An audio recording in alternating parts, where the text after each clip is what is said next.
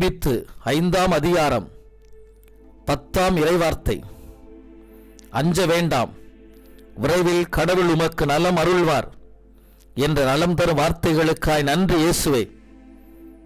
ஆண்டவரே, பல்வேறு நோய்களால் பிடிக்கப்பட்டு மருத்துவர்களால் கைவிடப்பட்டு மருத்துவமனைகளில் அச்சத்தோடும் பயத்தோடும் இருக்கும் நோயாளிகளுக்கு உமது பரிவிரக்கத்தை கொடுத்து ஆசீர்வதிப்பீராக.